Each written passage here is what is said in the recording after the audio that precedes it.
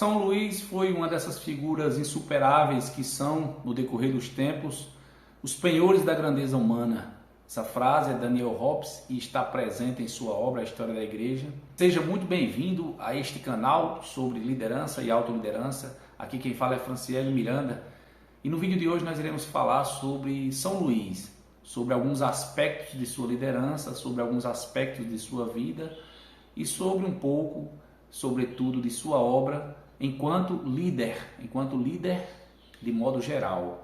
Antes, porém, de iniciarmos o nosso trabalho, nosso vídeo, eu gostaria de fazer a referência aqui a duas obras que são importantes para compreendermos a história de São Luís, a história, na verdade, primeiro de São Luís, que é esta obra aqui, São Luís, o Rei da Coroa de Espinhos, do historiador brasileiro contemporâneo Lucas Lancaster, que aliás vem fazendo um trabalho belíssimo sobre a história da igreja, sobre a história da cristandade. A outra obra que eu gostaria de me referir é a obra do historiador Daniel Hobbes, historiador francês, e que é distribuída em 10 volumes, inclusive eu estou fazendo a releitura, estou no terceiro volume da releitura que eu estou fazendo, que é o terceiro volume é esse aqui, das Catedrais e das Cruzadas, né? A Igreja das Catedrais e das Cruzadas.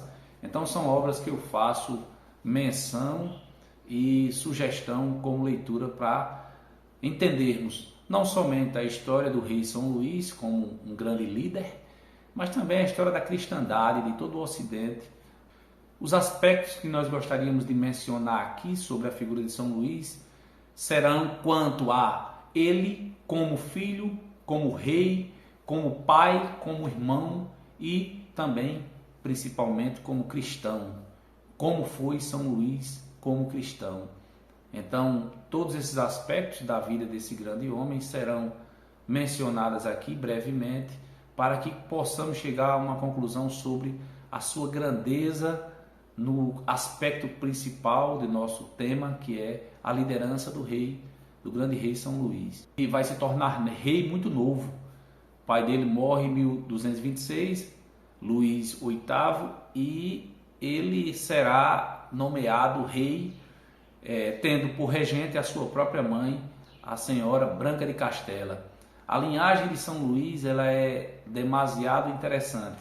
Ele vai ser descendente, de certa forma direta, do grande Carlos Magno e antes dele de Clovis, que é o fundador da França, né? Ele é filho pelo lado da mãe da Espanha da Reconquista, do Reino de Castela, de quem é filho de Branca de Castela, que por sua vez é filha de Afonso, rei então de Castela. Por essa linhagem, portanto, ele tem um pertencimento à Península Ibérica. E pelo lado do pai, como eu já falei, descende diretamente de Carlos Magno e Clovis.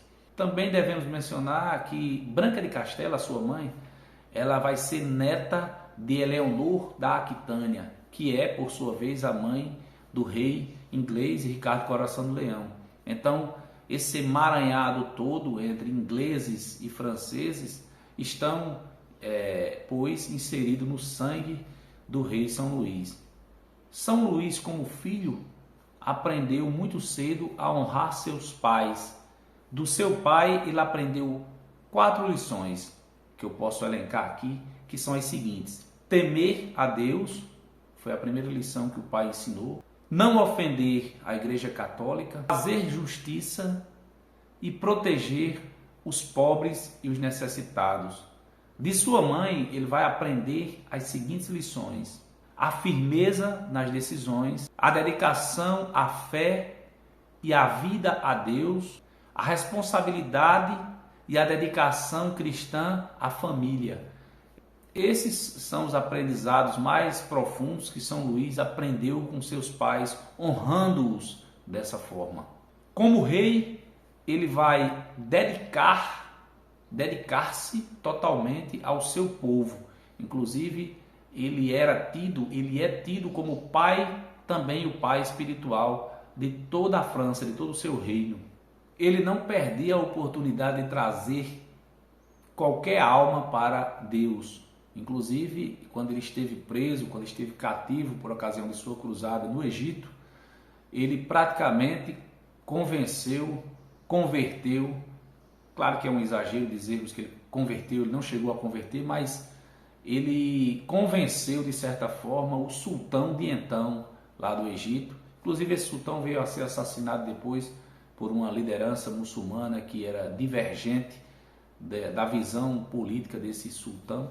Então esse sultão ele acabou sendo de certa forma, se não convertido, mas convencido em alguns aspectos pela grandeza de São Luís, com quem ele privou de certa forma de uma certa amizade. São Luís também era leal à sua palavra, era um homem de palavra na essência, naquilo que é mais essencial.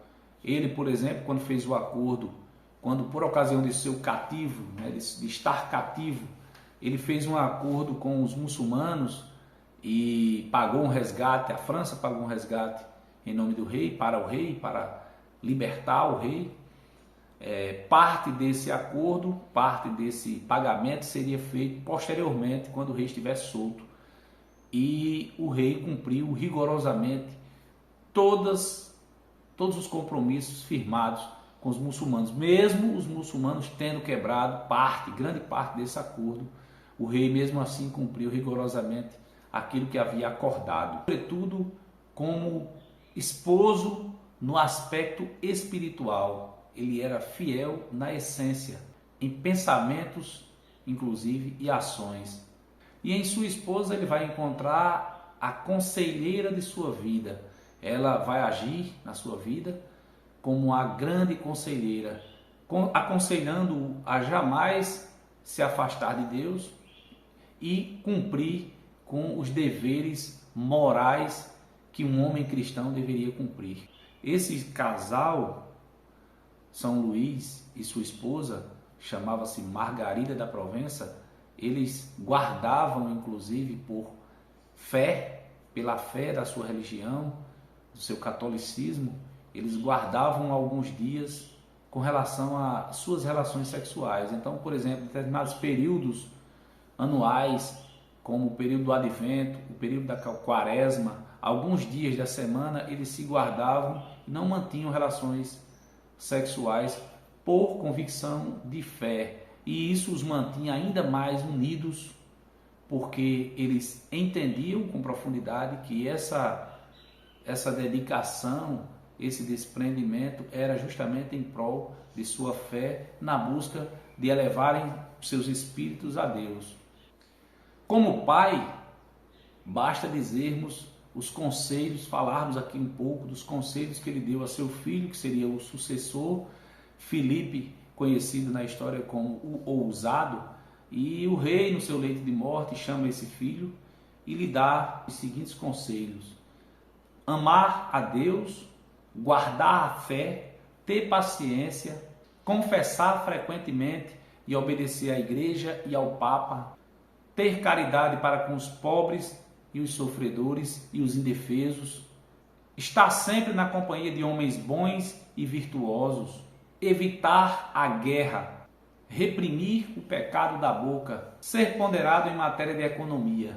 O historiador francês Chateaubriand vai dizer que São Luís foi um legislador, um herói e um santo. Assim foi São Luís. E você conhecia a história de São Luís? Você sabia dessas virtudes, desses valores, desse grande rei cristão que viveu num período em que a história conhece como o período da cristandade, que foi um período em que toda a Europa convergia para a direção de Deus. Os exemplos disso estão aí ainda vivos na memória material, arquitetônica das grandes catedrais, dos grandes castelos que ainda existem na Europa. Se você conhecia esse rei, comente aí. Se também não conhecia, comente. Se conhece alguma característica de liderança, alguma característica de santidade que nós deixamos aqui de mencionar, por gentileza comente. Isso é importante para que nós possamos ampliar o nosso conhecimento nesse canal acerca das figuras de liderança da história da humanidade, que São Luís talvez seja, posso dizer aqui com certa tranquilidade, talvez por admirá-lo, conhecer um pouco mais da sua história e admirá-lo profundamente. Digo que ele foi talvez o maior líder como pai, como esposo, como filho, como rei e como juiz que a história da humanidade já viu. Foi o ponto mais alto que um homem foi capaz de chegar. Se você gostou desse conteúdo e ele agregou de alguma forma para você, considere se inscrever no canal, compartilhar, ativar o sininho de notificações. Isso é muito importante para que o canal possa ganhar projeção e atingir, chegar a mais pessoas que de repente estejam muitas vezes precisando de algumas dessas informações que são de fato fundamentais para compreendermos o que é uma liderança. Um forte abraço e até o próximo vídeo, se Deus quiser.